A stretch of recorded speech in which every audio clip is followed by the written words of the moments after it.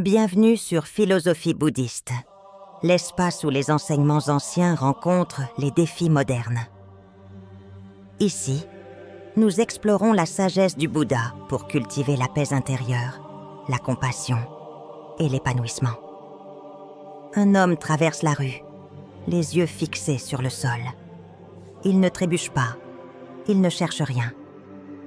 Il avance simplement, en silence, comme si ses pas portaient une histoire que personne ne voit. Ceux qui l'observent de loin y voient un air de fatigue ou de distraction. Mais la vérité est bien plus ancienne, plus dense.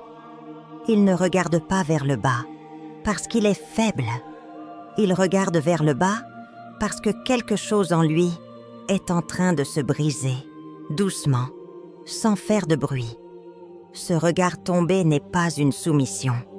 C'est une tension intérieure, une lutte entre ce qui a été vécu et ce qui ne peut plus être oublié. Quand l'esprit commence à porter un poids qu'aucun mot ne peut décrire, le corps devient son messager. La tête baisse, non pas pour se cacher, mais parce qu'elle porte trop. Ce n'est pas un geste voulu, c'est un effondrement subtil. Un effondrement que seuls les éveillés reconnaissent. Il y a des regrets qui ne crient pas. Ils ne frappent pas à la porte. Ils attendent. Ils s'installent dans le souffle, dans le silence des matins où tout semble pareil, mais où quelque chose a changé. Ces regrets-là s'accumulent, non à cause des autres, mais à cause de cette voix intérieure qui murmure « Tu aurais dû comprendre ». Ce n'est pas un reproche, c'est un rappel que l'âme garde les comptes, même quand la conscience ne veut plus faire les calculs. Marcher les yeux vers le sol, c'est souvent le premier signe de cette fracture invisible. Ce n'est ni une défaite, ni une reddition. C'est un appel intérieur. Le regard tombe parce que l'esprit cherche dans la poussière ce qu'il n'a pas su guérir. Il regarde les fissures du sol comme on regarde les souvenirs brisés. Il avance, mais il ne fuit pas. Il recolle les morceaux, pas avec les mains, mais avec la présence, avec le silence. Chaque pas devient une prière, non prononcée. Chaque pierre frôlée est un mot que l'on n'a jamais dit. Et dans cette démarche silencieuse, le corps hurle des vérités que la bouche n'a jamais pu traduire. Ce n'est pas une marche vers l'extérieur, c'est une descente lente vers les profondeurs de l'être. Une marche au bord du ravin de soi-même, là où l'on redécouvre tout ce que l'on croyait avoir enterré. Ce n'est pas la fatigue, ce n'est pas la tristesse, c'est plus vieux que ça. C'est une reconnaissance muette de ce que l'on est devenu, de ce que l'on a perdu et de ce que l'on ne peut plus ignorer. Et dans cette fracture, une ouverture se crée, une brèche vers l'éveil. Mais personne ne la voit, parce que l'éveil ne commence pas par un cri. Il commence par un regard vers le sol. Quand le regard reste baissé, longtemps, une transformation subtile se produit. Ce n'est plus le poids de la douleur qui fait plier la nuque. C'est l'abandon d'un combat invisible. L'ego commence à se dissoudre. Le besoin d'être fort, d'être vu, d'être applaudi, s'efface. Et dans cet effacement, une vérité ancienne refait surface. On n'est pas là pour briller, on est là pour voir. Le sol devient alors un miroir. Pas un miroir pour le visage, mais pour l'âme. Celui qui baisse les yeux ne cherche pas à fuir le monde. Il cherche à s'y reconnecter. Chaque mot non dit, chaque émotion réprimée, chaque blessure mal refermée. Tout revient, mais sans colère. Il n'y a plus de lutte, seulement l'observation. Une douce humilité naît, presque sans qu'on s'en rende compte. Regarder en bas, ce n'est plus une posture de repli, c'est un choix de ne pas dominer, de ne pas imposer sa présence, de ne pas interrompre le silence du monde avec le vacarme de l'ego. C'est choisir d'être petit, mais pas invisible, présent, mais pas envahissant. À cet instant, marcher devient un acte sacré. Chaque pas est une offrande, chaque souffle est un pardon. La tête inclinée, on redécouvre ce qui avait été oublié. La beauté discrète, les détails que l'on piétine, les murmures de la terre. On comprend que la grandeur n'est pas dans le regard levé, mais dans la conscience du pas posé. Et dans cette conscience, quelque chose de puissant surgit. La reconnaissance, pas envers soi, envers la vie, envers ce sol qui nous porte malgré tout. Ce n'est pas une soumission, c'est une souveraineté silencieuse. Celui qui regarde en bas n'est pas perdu. Il s'est retrouvé. Il n'a plus besoin de prouver, de convaincre, d'éblouir. Il marche, simplement, présent, détaché, et pourtant profondément connecté. Il ne fuit pas le monde. Il le contemple d'en bas, là où les vérités les plus simples attendent d'être vues. Puis un jour, sans prévenir, le regard baissé cesse d'être lourd. Il devient curieux. L'œil ne fuit plus. Il explore. Il questionne. Chaque pierre, chaque feuille morte, chaque fissure du chemin prend une importance nouvelle. La personne qui marche ne cherche pas à comprendre le monde. Elle cherche à le ressentir. Le sol devient langage. Le vent devient réponse. C'est à ce moment que l'esprit s'ouvre à une autre dimension. Ce n'est plus la douleur qui guide la marche, mais la quête. Une quête silencieuse, intime, imprécise. Le regard fouille, non pour trouver, mais pour entendre. Il n'attend pas une révélation spectaculaire. Il cherche des indices, des traces, comme si la terre portait encore les empreintes d'âmes anciennes. Le monde devient soudain plus habité, plus riche. Les choses les plus simples deviennent des messagers. Une brindille déplacée, un insecte, un reflet. Tout semble contenir une vérité. Et l'œil, autrefois saturé par les images vides, s'émerveille à nouveau. Il s'accorde au rythme du monde, non plus pour juger, mais pour ressentir. Marcher en regardant le sol devient alors une exploration sacrée. On comprend que l'on n'est pas sur le chemin. Le chemin est en nous. Chaque pas révèle un peu plus de ce que l'on avait perdu. Ce n'est pas une marche pour fuir, mais pour se retrouver. Ce n'est pas un regard vers la chute. C'est un regard vers le mystère. Et ce mystère, il ne se révèle pas à ceux qui regardent trop loin. Il se donne à ceux qui savent s'arrêter, s'incliner, respirer, regarder ce qui semble ne rien dire, parce qu'en vérité tout parle. Et ceux qui regardent en bas sont souvent les seuls à entendre. Après le poids, après l'humilité, après la quête, vient l'alignement. Sans même s'en rendre compte, le corps et l'esprit commencent à marcher au même rythme.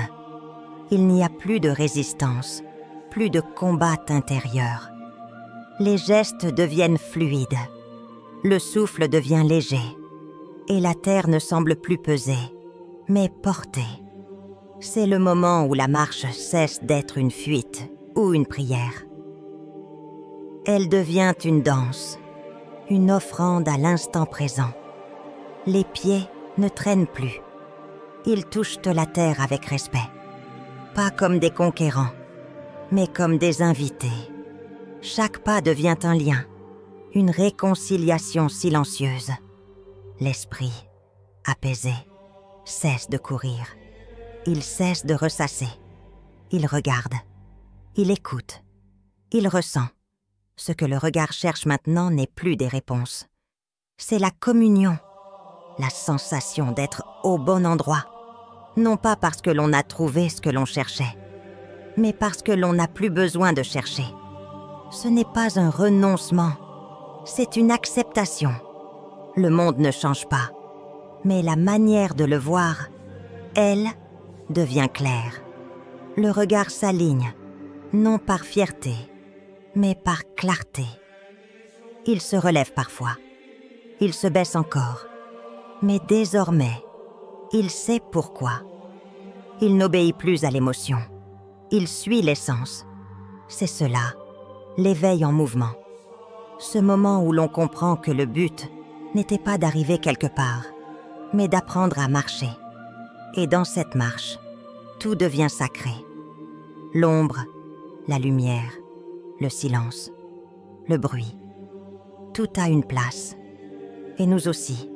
Ce voyage intérieur, ce pèlerinage vers la conscience, commence souvent par un simple regard vers le sol. Ce n'est pas un signe de faiblesse. C'est un signe de profondeur. Si tu as ressenti quelque chose à travers ces paroles, alors partage cette vidéo avec quelqu'un qui marche peut-être les yeux baissés aujourd'hui. Car, parfois, il suffit d'un regard pour éclairer tout un chemin. Il y a un moment où le corps ne baisse plus les yeux par douleur et ne les relève plus par orgueil. Il les relève parce que quelque chose s'est ajusté à l'intérieur. Lentement, silencieusement, comme un arbre qui se redresse après l'orage. Ce redressement n'a rien d'un triomphe, rien d'un retour à la norme. Il est plus subtil. Il est le fruit d'un long dialogue intérieur entre l'esprit et la terre. Le regard s'élève, mais il ne cherche pas à dominer. Il ne scanne pas l'horizon pour y déceler des menaces ou des opportunités. Il contemple. Il accueille. Il regarde le monde non plus comme un champ de bataille, mais comme un sanctuaire. Celui qui a marché longtemps les yeux vers le sol ne voit plus comme avant. Chaque détail contient une mémoire. Chaque silhouette contient une histoire. Et dans cette lucidité nouvelle, il n'y a ni peur, ni désir, seulement une douce clarté. L'esprit, désormais apaisé, n'a plus besoin de se battre contre lui-même. Il n'a plus besoin de creuser, de fouiller, de compenser. Il sait, il sent, il est là, et cela suffit. C'est cela, la maîtrise de la présence. Ce moment rare où l'on peut être dans le monde sans se perdre en lui, où l'on peut voir sans juger, entendre sans répondre, sentir sans réagir. Mais cette présence n'est pas donnée. Elle a été conquise à travers la douleur, l'humilité, la quête silencieuse. Elle n'a pas été apprise. Elle a été vécue. Elle ne vient pas des livres, elle vient des pas. Chaque pierre foulée, chaque silence respecté, chaque instant observé a forgé cette conscience. Ce regard qui maintenant s'élève n'est pas celui d'un conquérant, c'est celui d'un témoin. Un témoin du vivant. Ceux qui maîtrisent cette marche ne sont pas spectaculaires. Ils ne font pas de bruit. Mais leur calme rayonne. Leur démarche apaise. Leur regard rassure. Parce qu'ils ne sont plus perdus dans le décor. Ils sont devenus partie du paysage. Ils ne cherchent plus à être ailleurs. Ils habitent enfin l'instant. Et ce regard, relevé avec douceur, devient un pont, un lien entre la profondeur vécue en bas et la lumière accueillie en haut, une synthèse entre le silence du sol et le souffle du ciel. C'est le moment où l'on ne cherche plus Dieu dans l'élévation, mais dans la manière de marcher ici, maintenant, parmi les autres. Quand le regard devient présence, la marche elle-même se transforme.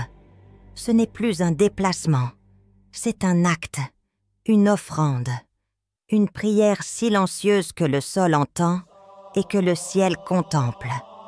Il ne s'agit pas d'aller quelque part, il s'agit d'être totalement là, dans chaque pas, dans chaque appui, dans chaque respiration. Ceux qui marchent ainsi ne bougent pas vite. Ils ne cherchent pas à gagner du temps. Ils savent tant que le temps n'est pas un adversaire. Il est un compagnon, un témoin. Chaque pas posé avec conscience est une signature laissée sur le tissu du monde. Pas pour être vu, mais pour être ressenti. Le souffle devient la musique de la marche. Une musique si douce qu'elle ne distrait pas, mais unie.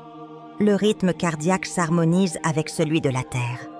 Les pensées se calment, les épaules se relâchent. Et soudain, tout devient sacré. La pierre, la brise, le craquement d'une feuille. Même les bruits du monde deviennent des mantras. Il n'y a plus de séparation entre l'intérieur et l'extérieur. Ce type de marche ne demande aucun lieu particulier. Elle peut se faire sur un chemin de terre, dans un couloir, dans une rue bruyante. Car ce n'est pas le lieu qui est ce sacré, c'est l'attention qu'on y porte. La lenteur devient une forme de sagesse. La lenteur dit « Je n'ai plus besoin de courir. Ce que je cherche est déjà ici. Et ce ici est profond. C'est un sanctuaire mobile, un espace de paix que l'on porte en soi. » Cette marche devient alors un rituel quotidien, simple mais puissant. Elle purifie, elle aligne, elle transforme le banal en sacré. Elle rappelle que marcher n'est pas fuir mais revenir. Revenir à soi, revenir à l'instant, revenir à ce qui compte vraiment. Et dans cette prière en mouvement, tout devient message. Un oiseau qui s'élève, une branche qui tombe, un passant qui sourit. Tout entre en dialogue avec celui qui sait regarder, celui qui marche avec le souffle, avec la présence, avec la gratitude. Là, il n'y a plus besoin de paroles, parce que tout est dit dans le silence de la marche. Il y a un piège invisible qui attend même les âmes les plus conscientes, celui de se comparer, de voir les autres marcher vite, la tête haute, le regard affirmé, et de se demander « Pourquoi je marche autrement? Pourquoi suis-je lent, discret, intérieur ?» C'est dans ce moment que l'ego tente un dernier chant, celui de la honte ou de l'inadéquation. Mais ceux qui ont vraiment vu savent que la marche ne se mesure pas à la vitesse, mais à la sincérité. Chaque être a une cadence intérieure, une musique propre. Et la vraie liberté naît lorsque l'on cesse de danser au rythme imposé par le monde. Il n'y a pas une seule bonne façon d'avancer. Il n'y a pas un seul regard juste. Ce qui compte, ce n'est pas comment tu marches, mais si ta marche t'éloigne ou te rapproche de toi-même. Et marcher les yeux vers le sol n'est ni mieux ni moins bien. C'est une autre façon d'être vrai. C'est répondre à un appel profond. C'est honorer une sensibilité. C'est refuser de marcher pour être vu et choisir de marcher pour voir. Et dans ce choix, il y a une beauté immense. Une beauté discrète. Une beauté qui ne se photographie pas, mais qui se ressent. Ceux qui s'alignent tant à leur propre rythme deviennent paisibles. Ils n'ont plus besoin d'imiter. Ils ne se jugent plus sur les critères extérieurs. Ils acceptent d'être là où ils sont, comme ils sont. Et cela suffit. Cela suffit pour vivre. Cela suffit pour aimer. Cela suffit pour marcher. Quand cette acceptation naît, la marche devient plus douce. L'espace intérieur s'ouvre. On cesse de forcer. On cesse de vouloir prouver. Et on commence à respirer pleinement. Marcher devient un dialogue non plus avec les autres, mais avec soi. Ce soi profond, silencieux, souvent oublié, qui attendait simplement qu'on le rejoigne. Et c'est là que la comparaison s'éteint. Parce qu'il n'y a plus de course, plus de podium. Il n'y a qu'un seul chemin, et c'est le tien. Chaque pas que tu poses avec conscience est une victoire sur le bruit du monde. Chaque regard posé sur la terre est un rappel que ta vérité n'est pas à l'extérieur, mais juste sous tes pieds. Après avoir traversé la douleur, l'humilité, la quête et la clarté, vient le retour. Mais ce retour n'est pas un aller-retour. C'est une réintégration, une reconnexion. Ce n'est pas le monde qui a changé. C'est ton regard, c'est ton rythme, c'est ton rapport au vivant. Tu reviens, mais tu ne reviens pas vide. Tu reviens habité. Le sol que tu regardais autrefois avec fatigue est devenu ton miroir. Il t'a enseigné ce que les mots ne pouvaient t'apprendre. Il t'a rendu à toi-même. Tu marches désormais avec une conscience que peu possèdent. Tu ne marches plus pour fuir. Tu ne marches plus pour chercher. Tu marches pour être. Simplement être. Et dans cette simplicité, il y a une force inébranlable, une force tranquille, une autorité silencieuse. Tu n'as plus besoin d'expliquer. Tu n'as plus besoin de justifier. Ton regard parle pour toi. Tes pas témoignent. Ton silence rassure. Tu es revenu, non pour dire que tu as trouvé, mais pour continuer à marcher. Car marcher ainsi, c'est vivre pleinement. C'est vivre sans masque. C'est vivre avec la terre, avec les saisons, avec le souffle. C'est vivre en accueillant tout.